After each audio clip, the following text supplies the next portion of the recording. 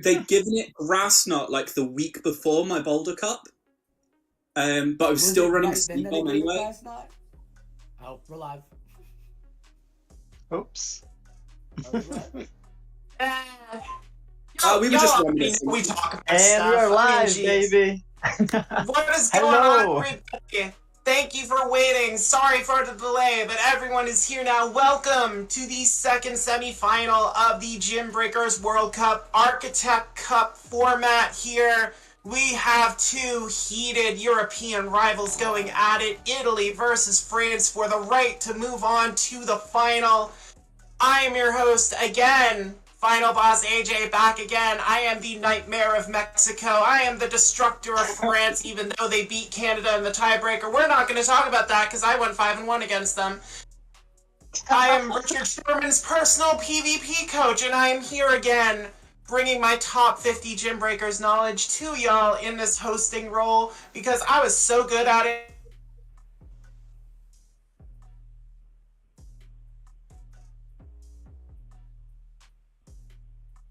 I think we lost AJ. I think we lost. So good. She broke the server, That was ladies and gentlemen. perfectly timed. I thought it was just me. Thank God. She got a mic drop in there.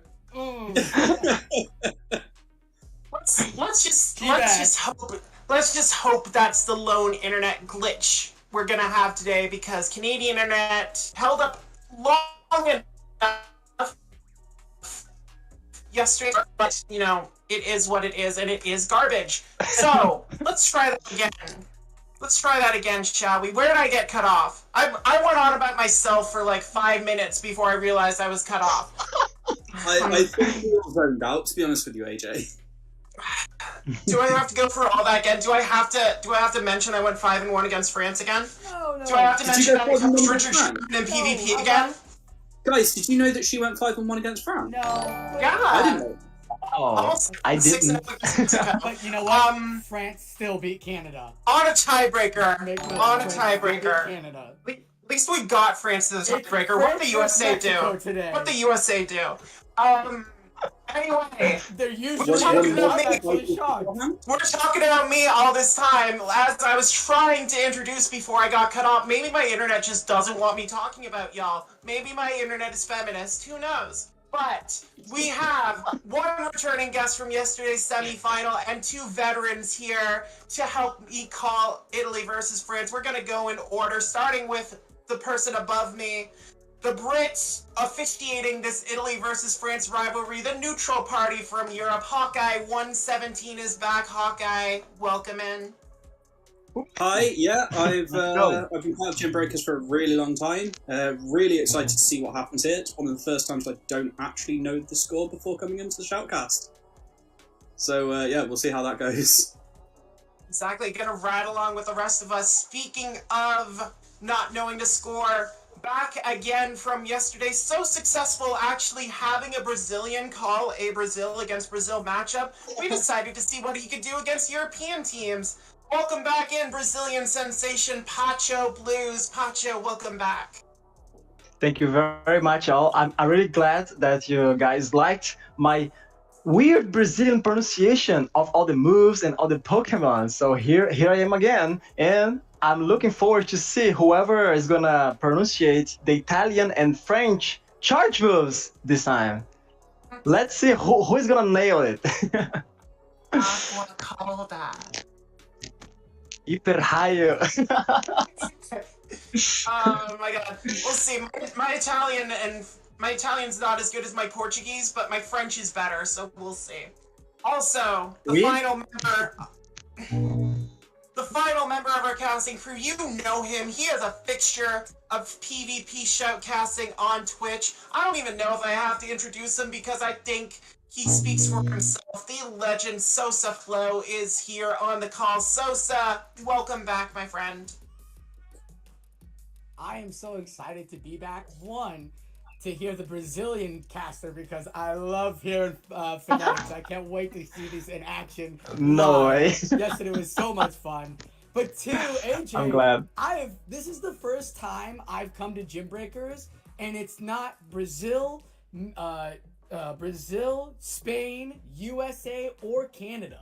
I am so excited to see these two European headliners coming at it and clashing in the semifinals. Like, I will definitely try to pronunciate the Italian phonetically right and slaughter the French, but be warned, everybody, I will slaughter everything, but I will do it with such a kind heart, and I will try so hard to say it. Like, I promise, it's going to be good. But I am so excited to be here, see these battles. The Architect Cup has probably been one of my, like, hyped cups since Season 3. Like, I've loved this cup. The fact that we were given just 40 Pokemon in the meta, and then just to make our teams of whatever, and it wasn't as dominant, it wasn't like one Pokemon. We've literally seen the meta shift all month, and I'm excited to see what people brought at the end of this meta. So just quickly telling me that Shadow Sudowoodo with Rock Throw hasn't been massively oppressive for you. It literally came up I'm just calling you out on it, the mate. first 2 weeks. No, I'm telling you right now, I thought Shadow Beedrill was going to be a problem for me, and no one had it. No one had Shadow Beedrill. So I was like, all right, cool. Again, it's like you can make the fear of, oh, the Shadow Sudowoodo, but if no one's bringing it to the tournament, it's money. I mean, we all had our different mind-melting strategies for Architect Cup. We're going to see what Italy and France have in store for us, but just a reminder that this stream is brought to you by Pogo Raiders. Pogo Raiders, the sponsor of the Gymbreakers World Cup. If you're looking for an online tool for hosting or joining raids, check out Pogo Raiders. They have been optimizing a fully custom raiding organization tool for over a year, with over 3,000 raids a day and over 150,000 members. I gotta keep getting that number right. You gotta try their free reading tool, because beyond that, I did my bravery raids today. There you go. Nice. Get your Hisuian Bravery. Get that shiny. I think is it still active in Hawaii? Sure it is. Go get those Hawaiian raids and join a community of dedicated. Just activated in Hawaii. I kind of know time zones. But it's a dedicated community of Pokemon Go players. You can join monthly PvP tournaments with cash prizes and find help from some of the best players in the world, with access to infographics and information about everything upcoming in Pokemon Go. Check them out at pogoraiders.gg or on Discord at discord.gg/pogoraiders. All right, let's get these rosters up. I mean, we can talk about Italy and France like until the cows come home and make that delicious French cheese or Italian cheese, whatever you want, whatever side you're supporting in this. Anyway, this French side has been living on a prayer. All Architect, they needed 3 tiebreakers in the first 3 matches they did before their quarterfinal victory. As we look at these lineups here, a lot of very talented battlers are on offer for us today. The Soph number 1, I believe, is Sandudo. I believe he's up there. You got like Arsenio, G-Shazer, DC Vulpix, Tonton Batuz, Noxious. This French team is stacked, but this Italian team, no slouch either. Are there any names that are jumping out at you guys right off the bat? Well, I mean, there's obviously Vulpix, Noxious, Sandudu, all sort of legends, if I remember correctly. But then you've got just a massively stacked Italian side as well. AS Sprelzo, Abyss Actor, and Emalange, just fantastic players. Yeah, I never had the chance to battle France myself in my days of Gymbreakers, sorry. But I did. We did battle Italy once, and I was paired with Matteo Robb, so I know him. The others not so much, so it's gonna be a surprise. I know Boomeroon from early. We had the Italian League show up like Season 2 on Friday Night Fights, but I know nothing about Europe or France, and I cannot wait to see these names. Like, I trust the Brit understands who these players are. When he tells me to keep an eye on Vulpix, I'm gonna keep an eye on Vulpix. What's up?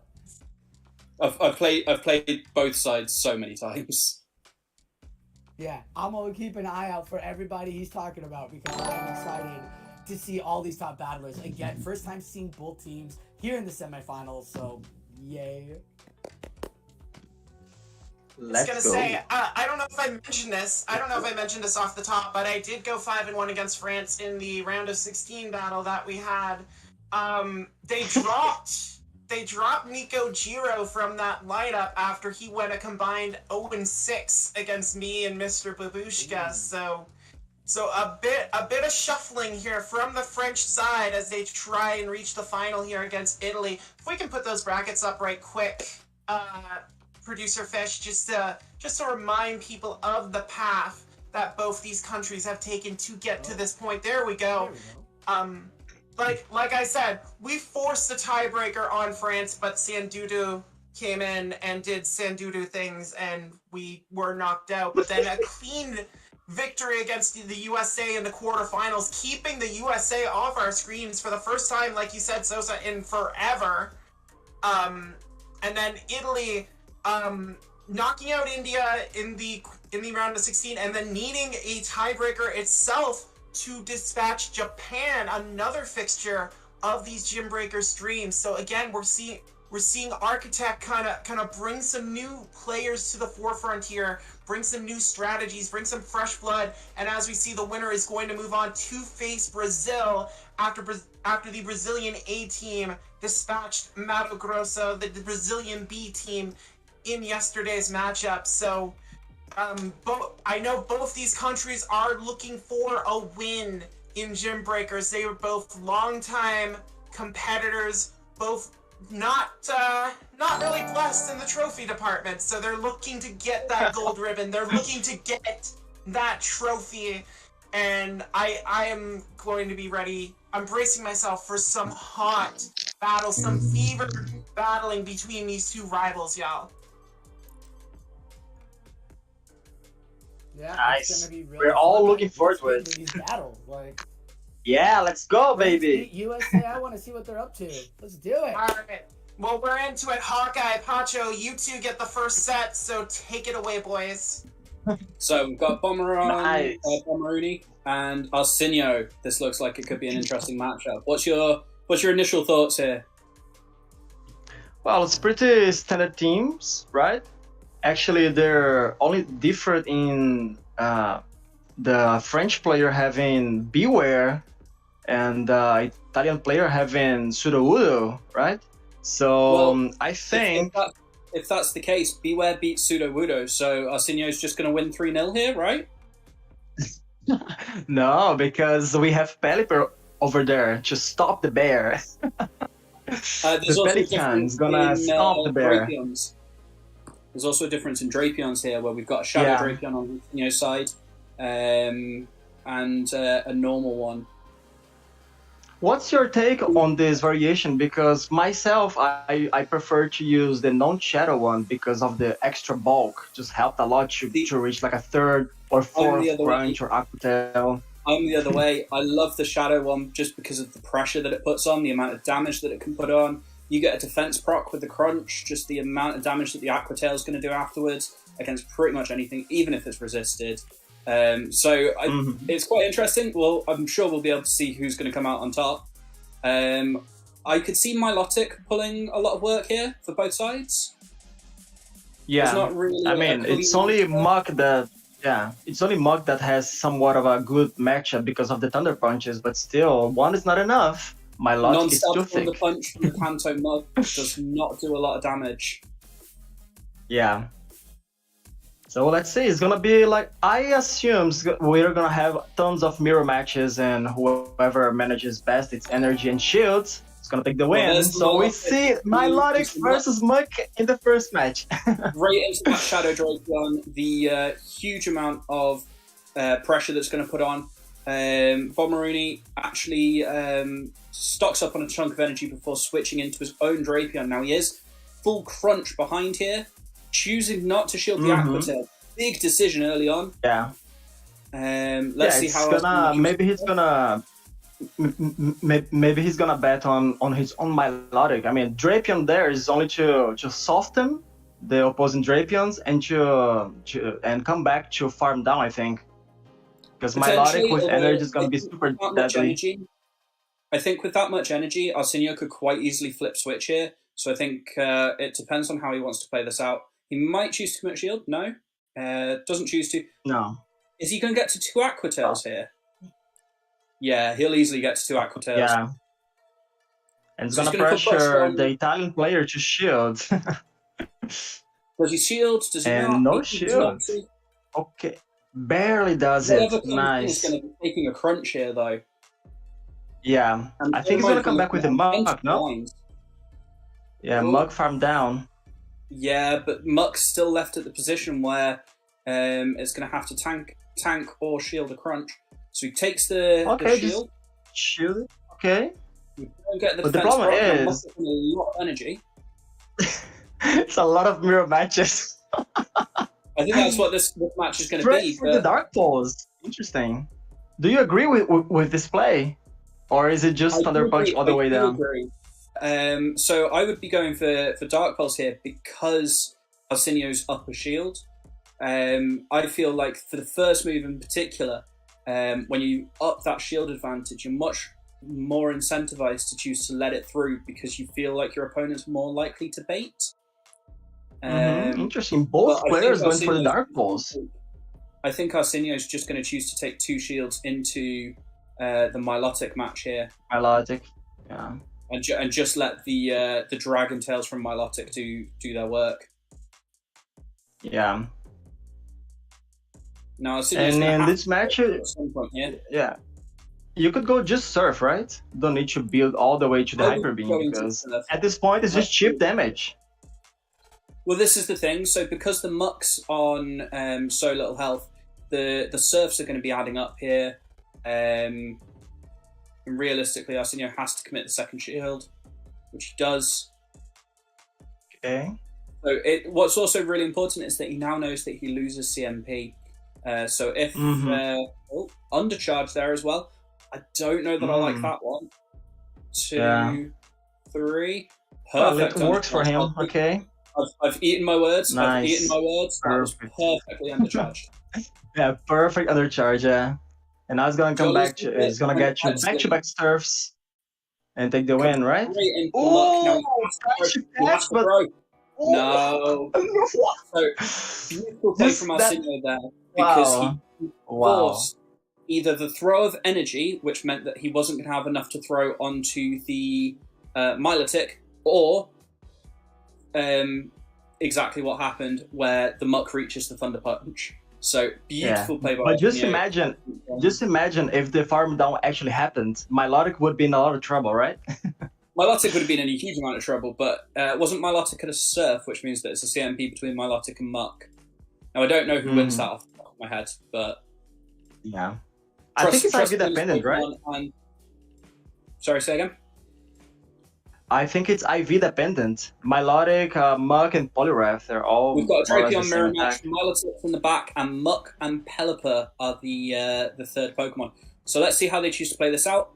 Bear in mind, both players originally went for the Aqua Tails. Oh, uses the switch in, fails the catch, and ends up with Muck pinned against that Milotic. Now, here's where we see how much this Thunder Punch actually does.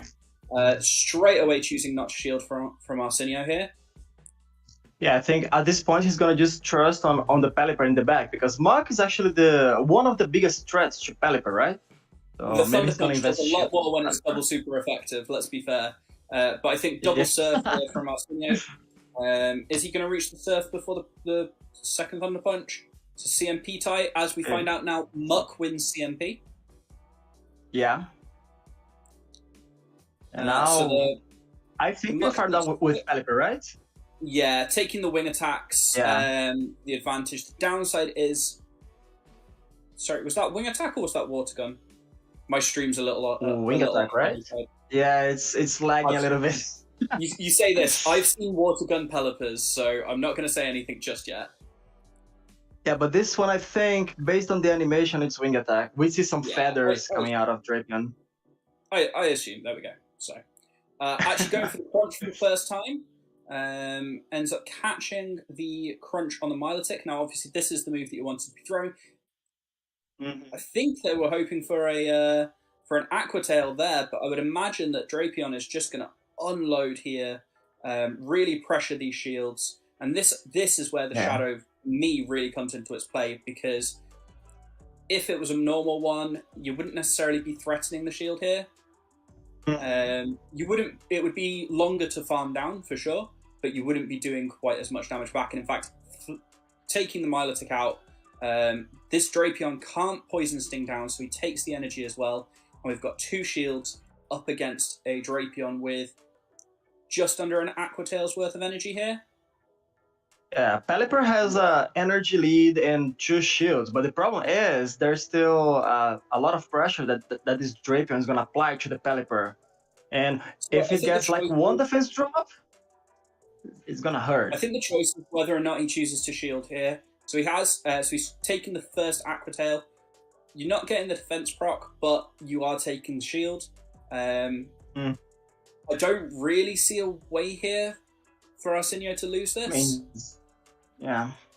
I think that Pelipper play has just been absolutely masterful, and I know that chat was kind of calling me out a little bit for not mentioning Arsenio on the French team. He's definitely shown his class here.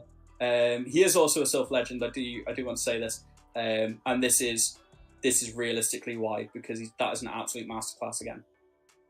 Yeah, great recognition that Pelipper was really strong once the Muck was out. And because Boomer is not bringing the Sudowoodo, and we don't know whether it's counter or rock throw, I think it was a nice bet. And definitely paid out. Baiting the Muck out with the Milotic was incredibly important. Being able to take any form of electric or super effective damage versus the Pelipper off the field, very important, allows him then to sweep with the Pelipper. If I'm Arsenio going into this final game, do you see any reason to change things up?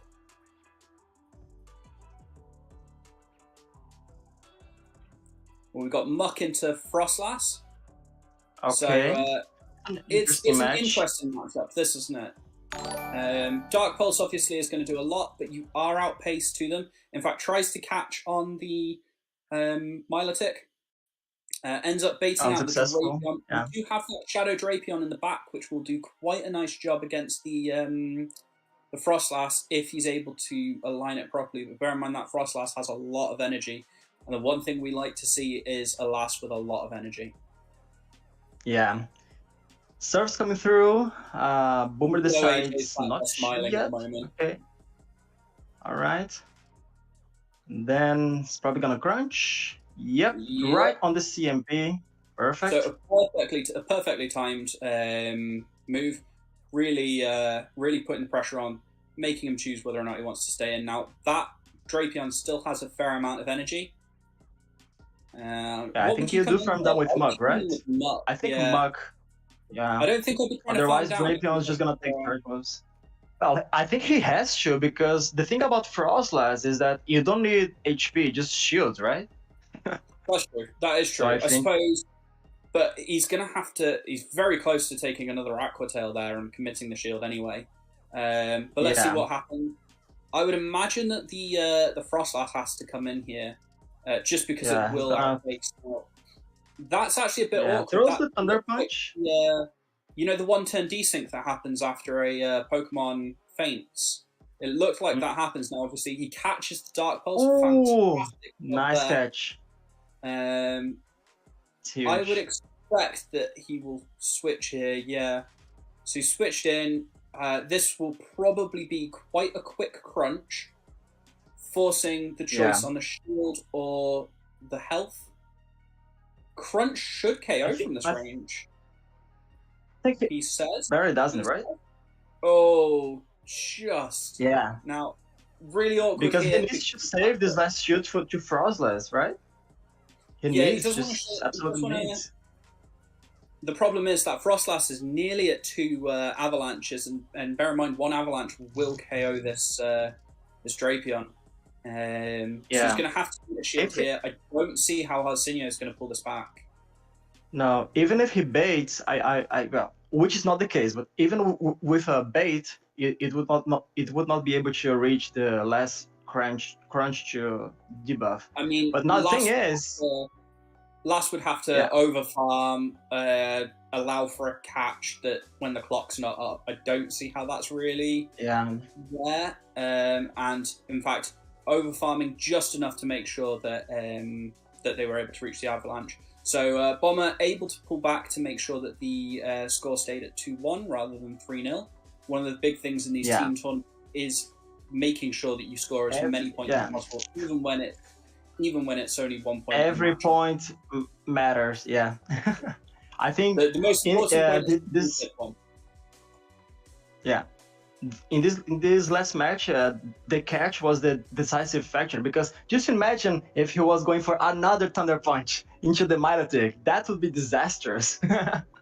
Would be it would absolutely. have led him to have more energy to threaten the Frostlass later. So nice. In fact, that would have made a massive difference in the outcome of that game, because the Milotic would have been on lower health, which means the crunch KOs, but also the Muck is on slightly higher energy, which means it actually reaches the move against the Frostlass at the end. Yeah. So Bomber really pulling through that. And it's interesting because, like, throughout the two first matches, both were trying to catch moves, but they were not really be able to. And in the last battle, they actually do it. So we've got new tools up on the screen. We've got Joppy and Nox. I like the look of Poliwrath. I always like the look of Poliwrath. I don't know how good it really is here, but I just like Poliwrath. Obviously, we've got Poliwrath can really threaten. Yeah. Shadow Drapion, sorry. Sorry, we've got Shadow Drapion, again, Joppy choosing the normal Drapion. We've also got the Milotic Muck, as well as Frostlass on Noxia's side, and Munchlax. Joppy's got the Pelipper, the Cradily, the Milotic, Frostlass, and Shadow Beedrill, which I do really, really like a lot. Yeah, in fact, Shadow Beedrill is really, really strong here, because the only real counter is Frostlass. But if Beedrill gets an energy lead and has some shields, you can definitely flip that matchup. So absolutely, that's gonna come to play, definitely. It's funny. Some players are really trying to get these leakers out. What do you think about the Munchlax on the Nox side? I wasn't able to make it work. Nox may well be a better player than me. But it's one of those ones, if you can get it to work, it's really good. Obviously it's always been very bulky. I preferred Snorlax in this meta, but again, having something that's just very neutral, very bulky, kind of just there, is never really a bad thing. It's only really going to struggle with things that resist the normal type, which there isn't a huge amount in the meta. So yeah, it could be a really interesting play, yeah. I think both Frostlass are really strong, so I expect that Milotic is gonna be in both sides too. Yeah, let's say Drapion always like a safe choice, right? It seems like it's a Pokemon we see all the time. It's such a safe slot. Yeah. Especially, and this is where I love Shadow, is because it's so good at hitting the charge moves really hard, even if they're resisted or neutral. Crunch, nothing likes to take. Yeah, well, let's see. Actually, I'm going to step in before the battle start. This is Fish on a Heater, the producer behind the scenes. And look, I've noticed just as much as you guys have the lag issues that we've been getting in that first set. I'm going to try something to potentially fix that issue, but it does mean we're going to have to go offline for like 2 minutes. So stick around. We won't go anywhere. We're going to be right back. And we'll get to see these brilliant battles between Joppy and Noxious right after that. So see you in a second. Perfect. See you.